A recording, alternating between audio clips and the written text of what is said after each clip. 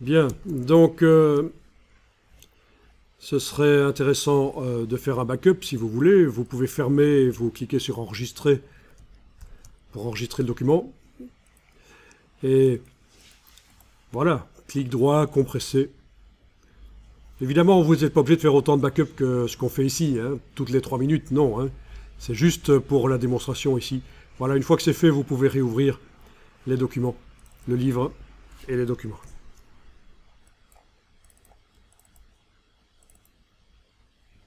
Voilà.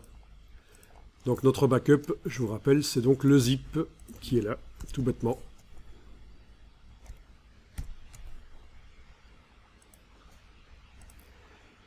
Bien. Alors, qu'est-ce qui se passe si dans le chapitre 1, à la page 2, on se dit, tiens, on va modifier l'aspect des sous-titres. Vous voyez la page 2 du chapitre 1? Vous cliquez à côté de tout, rien n'est sélectionné, et vous allez dans la palette des styles de paragraphe, double-cliquer sur titre de second niveau, version 4. C'est bien lui qui est utilisé, je pense, oui, c'est bien ça. Titre de second niveau, version 4. J'ai cliqué à côté de tout, et je vais modifier le style avec la case aperçu cochée. Et vous allez pouvoir aller modifier, notamment la couleur, si ça vous botte, la police, tout peut être modifié, bien sûr. Voilà. La couleur, format de caractère de base, la police éventuellement. Vous n'avez peut-être pas la police Myanmar installée chez vous, en fait. Si? Donc, pour répondre à ta question, j'ai cliqué à côté de la page pour que rien ne soit sélectionné, puis dans la palette style de paragraphe, je suis allé modifier le style de titre de second niveau version 4. Ah oui, en double-clic à droite de son nom. Je suis allé modifier la couleur des caractères et format de caractère de base. J'étais en train de vous demander, est-ce que vous avez la police Myanmar qui est installée sur l'ordinateur ou pas? Non? Peut-être pas. Si vous choisissez bold à la place de regular, il vous dit quoi? Il accepte? Peut-être qu'en étant en affichage, un affichage normal, il vous surligne en rose la police parce qu'elle n'est pas installée dans l'ordinateur, mais c'est pas grave, il y en a plein d'autres. Hein. Vous mettez le curseur là, avec les flèches haut et bas, vous choisissez la police. Voilà. Très moche. Faites pas des trucs comme ça. Horrible.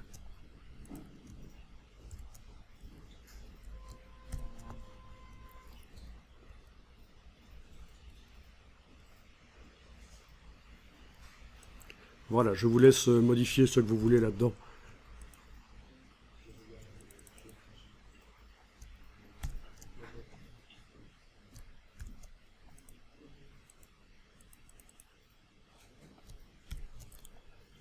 Soit, nous avons donc modifié le style de sous-titre. Et dans le document 2, dans le chapitre 2, oui, le titre n'est pas mis à jour. Pas encore.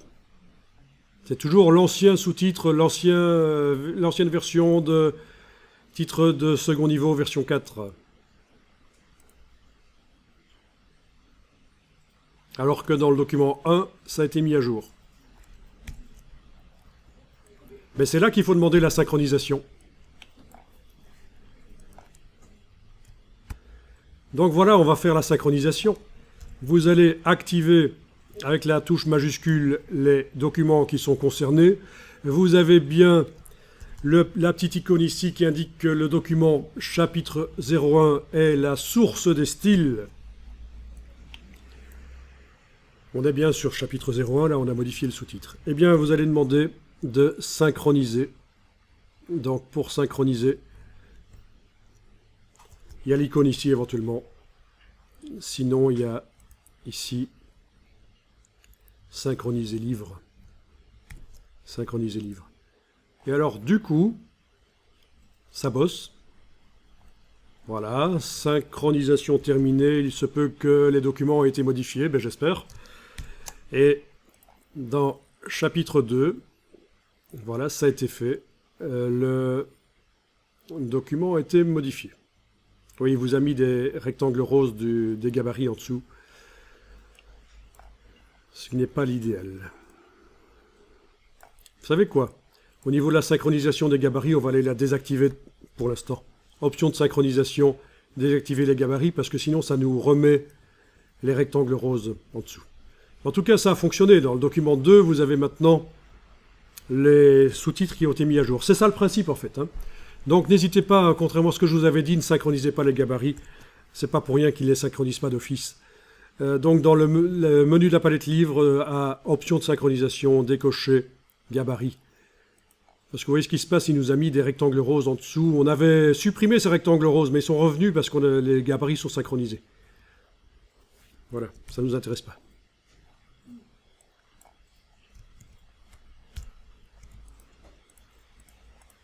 Ici, avec commande majuscule, j'active les blocs, je les supprime. Voilà.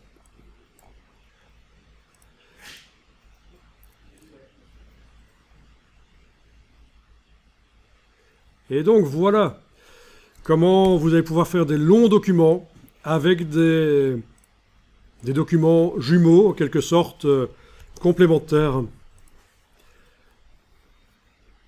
Ok, vous pouvez réessayer sur le chapitre 3 si vous voulez. Chapitre 3, voilà. Il faut donc... C'est ce qu'on a déjà fait, mais je le refais ici. Chapitre 3, est-ce qu'on avait déverrouillé... Non, on n'a pas encore déverrouillé les éléments par rapport au gabarit. Donc, libérer les éléments du gabarit. Donc, toutes les pages, il faut les activer dans chapitre 3. Document chapitre 3, c'est ce que je suis en train de modifier là. Je clique sur la première page de gauche avec la touche majuscule. Je clique sur la dernière page de droite, elles sont toutes sélectionnées. Je demande, menu de la palette page, libérer tous les éléments de gabarit. Bien. Je vais pouvoir aller travailler sur la page 16, sélectionner ces blocs roses, les supprimer. Comme ça, j'ai une page blanche juste après le chapitre précédent.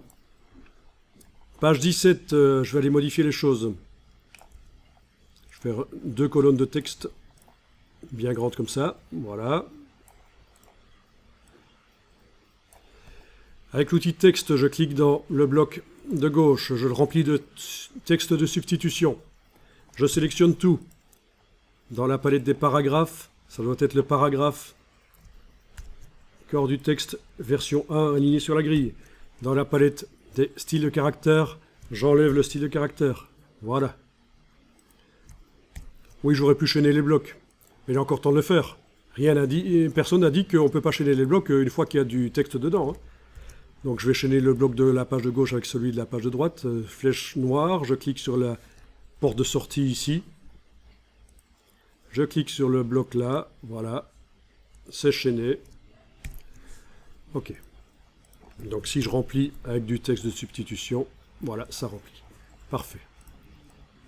J'enlève le fond, voilà. Donc voilà à quoi ça ressemble. Et je vais mettre le titre. Le titre, voilà, la première ligne, par exemple, chez moi, justement, elle est courte. Je vais lui appliquer le titre de second niveau, version 4. Voilà, nickel. On est d'accord? Donc, c'est ce qu'on a fait juste avant, là. Je suis juste en train de répéter. Et, pour que tout le monde comprenne bien, je reviens dans le document de départ. En ayant cliqué à côté de la page, rien n'est sélectionné, je double-clique pour modifier le titre de second niveau version 4, je me dis, tiens, finalement, non, au lieu d'être en couleur bleu foncé, ça va être une autre couleur, ça va être du rouge. Voilà, j'ai les titres de second niveau version 4 en rouge. Ok. Donc, bien sûr, dans le chapitre 2, ils sont toujours bleus. Chapitre 3 aussi. C'est pas mis à jour. Je suis dans le chapitre 1, je viens de mettre le titre en rouge au lieu de bleu. Dans la palette des livres ici, j'active les documents qui vont devoir subir la synchronisation. Je clique sur la synchronisation ici. Ok. Chapitre 2, le titre est devenu en rouge. Chapitre 3, le titre est devenu en rouge. Et vous voyez, parce qu'on a décoché la synchronisation des gabarits, cette fois-ci, il ne met pas les rectangles roses. Donc c'est pas pour rien que c'était pas coché d'office dans InDesign. C'est quelque chose qui peut être utile, mais il faut vraiment l'appeler quand c'est utile. Je vous rappelle, dans le menu ici, de la palette livre, option de synchronisation. Je vous avais demandé tout à l'heure de cocher gabarit, mais finalement, il ne faut pas le faire, ça nous ennuiera plus qu'autre chose.